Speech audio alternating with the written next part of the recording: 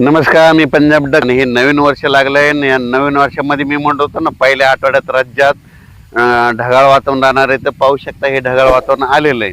तर मग आता राज्याचं सर्व शेतकऱ्याचे फोन येलेत, मग पाऊस पडेल का?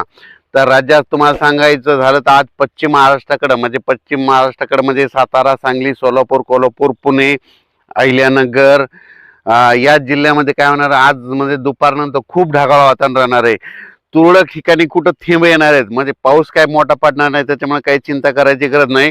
फक्त एक एक अर्धा थेंब पडलेलं दिसेल, कोणी म्हणाल इथं थेंब पडले, असं म्हणजे पश्चिम महाराष्ट्रामध्ये तुम्हाला आज जाणवायला दिसेल. पण चांगला मोठा पाऊस पडणार नाही, नुकसानकारक काही होणार नाही, त्याच्यामुळे काही चिंता करायची गरज नाही.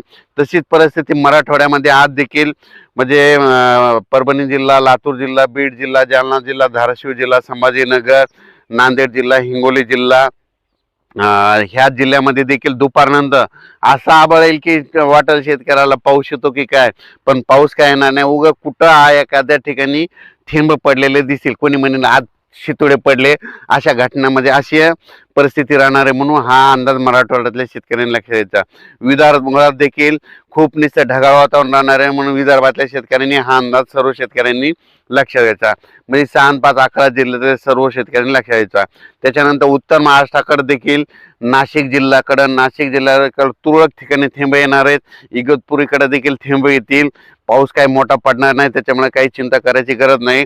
फक्त थेंबच येणार आहेत, त्याच्यामुळे जास्त काही चिंता करायची गरज नाही. मुंबई मात्र कोकणात मुंबई आणि कोकणपट्टीकडे मात्र तिकडे चांगल्या पावसाच्या थोड्या सरी बरसतील कोकणपट्टीकडं. पण आपल्या इकडं मात्र खूप नुकसानकारक असा काही पाऊस पडणार नाही, त्याच्यामुळे काही चिंता करायची गरज नाही.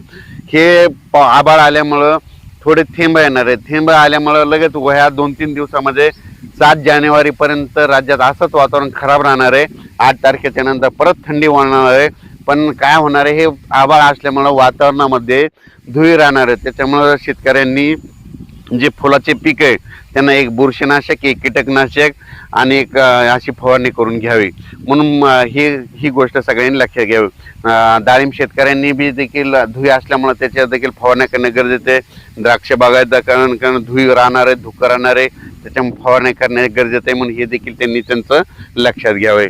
अचानक वातावरणात बदल झाला तर लगेच चेक उद्या त्याला मेसेज दिला जाईल. धन्यवाद.